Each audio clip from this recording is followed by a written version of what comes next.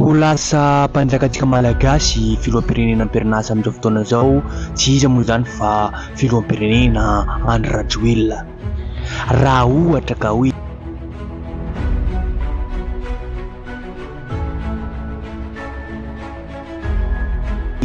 tsy voaongana izy mandritra ny 5 taona izay hitondrany ny firenena satria zao raha azo oivina ny tantara mahakasiky ny filoham-pirenena Andry Rajoelina tamin'ny 2009 no tena nahita taratra anazy satria tamin'ny fanonganam-panjakana izay nataony tamin'ny filoham-pirenena teo taloha Marc Ravalomanana, izay fanonganam-panjakana izay nakany fahefana nefa izy olon-tsotra tamin'ny fitariam-bahoaka tamin'ny vahoaka nanao fikorontana izay nahatonga ny filoham-pirenena teo aloha Marc Ravalomanana niongana. Teo Andry Rajoelina nanomboka mafy, teo no nananany ireo filohan-dahy miaramila polisy gendarme sy ireo antoko politika maromaro vitsivitsy izay miaraka taminy miara-miasa taminy tamin'ny tetezamita. Teo no nanomboka mafy Andry Rajoelina no nahafantarana azy, nefa tapirin'izay dia saika tsy ho nitian'olona indray ny filoham-pirenena Andry Rajoelina satria raha azo inona ny tantara dia lava loatra ny tetezamita izay lasa niten'olona hoe teteza miamitatra nanohitra tamin'izany manko ny ministra teo aloha tsy iza moa izany fa Lalatiana Rakotondrazafy izay nanitsy ary nanohitra tanteraka any filoham-pirenena Andry Rajoelina ireo sy ireo mpanao gazety fa hoe ela loatra ny fifidianana izay tokony atao ny fifidianana mba ho filoham-pirenena voafidim-bahoaka no tokony hitondra ny firenena fa tsy filoha izay mpanongampanjakana izay tandalambe olo-tsotra zao tsy nandalo fifidianana no nitondra firenena tamin'ny 2009 jusqu'à 2013. Eo no tantara dia saika naverin'olona indray Marc Ravalomanana tamin'ny 2013-2014 nefa kosa tsy nahazo ny latsaka manko filoham-pirenena Marc Ravalomanana sy Andry Rajoelina dia samy nanolotra candidat tsirairay avy zareo. Teo nefa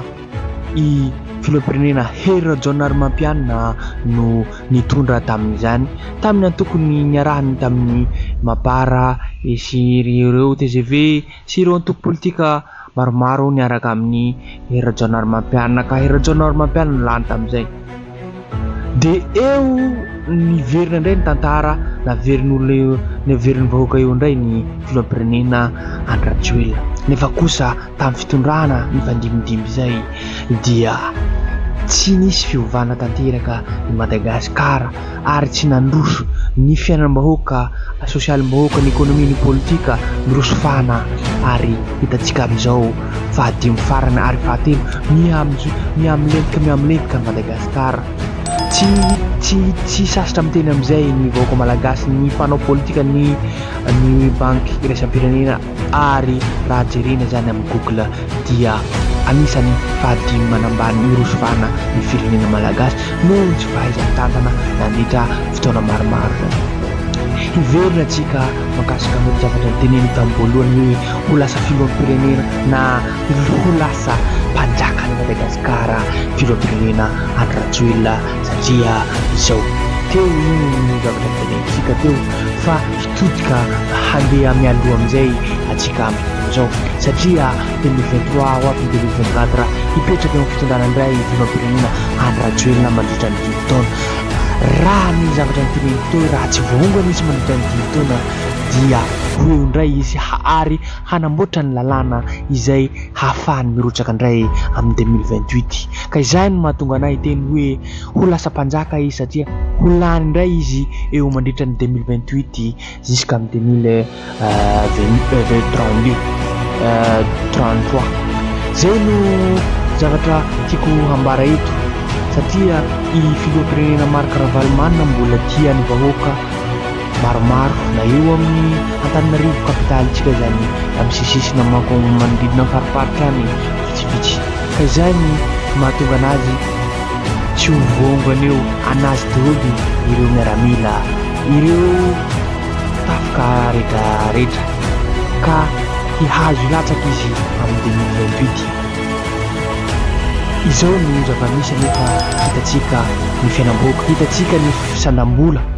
ny euro lasa 5 000 ariary. Izao izy tsy sasa miakatra ny hafarany angamba ho 6 000 ariary. Izy moko rehefa miteny dia tsy mety ho diso ary manana ny fahamarinana foana. Teo moko izy no niteny filoha Hery Rajaonarimampianina tamizy nilatsaka nanao propagandy tamin'ny 2018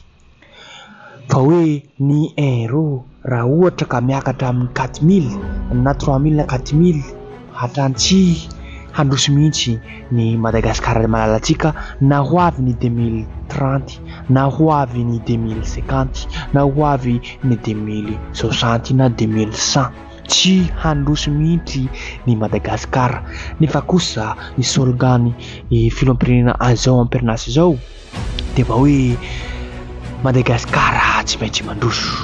mandroso amin'ny lafininy moa i Madagasikara satria miorosofana fady manambany farany any i Madagasikara amin'ny filaharany manerana izao tontolo izao. Ity filaharany ity dia tsy filaharany hoe ny pays na firenena afrikana ihany fa ny firenena eran'izao tontolo izao dia Madagasikara anisan'ny mahantra indrindra tsy fampiany sakafo ary ny vola miditra anazy anatin'ny ray andro tsy maharaka na ataontsika hoe $1 na euro, izay mampimenimena ny mpisehatra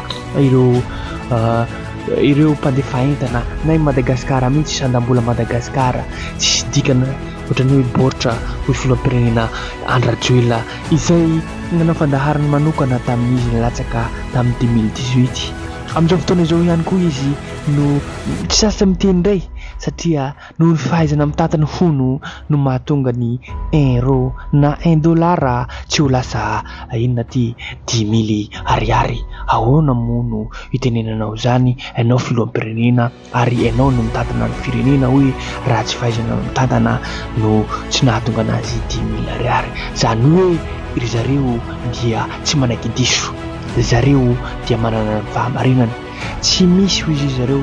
tsara mitantana raha tsy fitondrana nentin'ny filoham-pirenena Andry Rajoelina. Fahaizana mitantana ve manao izao fandaniam-bola moapapana izay trosan'ny vahoaka malagasy. Aoka ho tsy adinontsika vahoaka malagasy rehefa filoham-pirenena Andry Rajoelina miteny hoe mahay fiaraha-miasa no mahay resaka ataontsika hoe famindramam-bola maka vola amin'ireo bailleur de fonds na ireo banky iraisam-pirenena ireo hoe kapokany ny mindram-bola amin'ireo, fa tadidio atsika vahoaka malagasy fa io vola io alaina any amin'ny banky iraisam-pirenena io dia trosaina zanaka manjafitsika izy io. Ataontsika resaka zao makasika ny teleferiky, hoatrinona moa no depansy na vola lalina amin'ity teleferiky ity, hoatrinona moa vola izay lalina ity fitondram-panjakana ity izay tsy hita popoka fa itsika vahoaka ny goka ny fandaniam-bola tsy fahaizana mitantana. Ny filoham-pirenena amin'izao fotoana izao ity dia tsy manana foto-kevitra politika matotra mazava tsara mba entiny hampandroso amin'ny sehatra rehetrarehetra, na io resaka ekonomia, na io resaka sosialy, na io resaka politika, fa resaka ataon'ity fitondrana ity dia firarihana amin'ny resaka zavatra bita na hoe sekoly na hoe hôpitaly na hoe rehetrarehetra terrain manara-penitra izay tanisaina etsero rehefa izy manao fanehoan-kevitra amin'ireo mpanao gazety na amin'ireo vahoaka maro tsy voatanisa. Koa izay no azo atolontsika no izarana manolotra antsika androany makasika ity vaovao izay maresaka ity. Eo ihany koa manko amin'izao fotoana izao ny fametrahana ny gouvernemanta vaovao izay arahan'ny filoham-pirenena Andry Rajoelina. Moa ve mbola hiverina io indray premier ministre Tsay Christian, moa ve mbola hiverina io indray ireo ministra sasasasany izay niara-niasa amin'ny filoham-pirenena Andry Rajoelina teo aloha. Izy manko rehefa miteny hoe tsisy loana hony raha ohatra ka hoe izay nahavita na hoe izay hoe hampandroso ny firenena nefa amin'izao fotoana izao miroso fahana ny firenena mahamenatra Madagasikara. Amin'izao fotoana izao manko misy miteny manko ireo tafoka na ireo mpitandro filaminana fa hoe tsy erim-pamoretana zany ry zareo tafoka na hoe mpitandro filaminana. Nefa kosa raha hitantsika ireo mpanohitra mety ho avy ny fotoana janvier taom-baovao, mety ho avy ny février, mety hitsangana ireo antoko-mpanohitra na ireo vahoaka anisany hanohitra ity fitondrana ity. Tsy maintsy ho avy eo izany fa ireo miaramila no atao fitondrana filoham-pirenena Andry Rajoelina ity no hery hamoretana ireo mpitolona na ireo vahoaka. Mety tsy drano itolona izay atao ity mandritra any fotoana maromaro. Hitondra manko izy ho hita eo ny zavatra apetrana na ireo ataontsika hoe ministra na izay gouvernemanta hitsangana eo raha siosion-dresaka manko mety hisy ireo mpanao politika, antoko politika na eo koa ireo antoko TGV tsy manaiky manko ireo antoko TGV na ireo niaradiany kofokofoko izay niaraka tamin'ny filoham-pirenena Andry Rajoelina tamin'ny propagandy no mitady plasy. Raha ohatra ka hoe filoham-pirenena Andry Rajoelina manokatra na misokatra amin'ny rehetrarehetra ampanao politika fa indrindra C12 na C11 azafady na C10 dia za mino ary mahatsapa fa tsy hiditra ao anatin'ny gouvernemanta ireo C10 na ataontsika hoe C11 fa mety hisy ireo mpanao politika izay tsy hay mety ho mpanohitra na mety ho mpanohana fanjakana amin'izao fotoana izao no hiditranao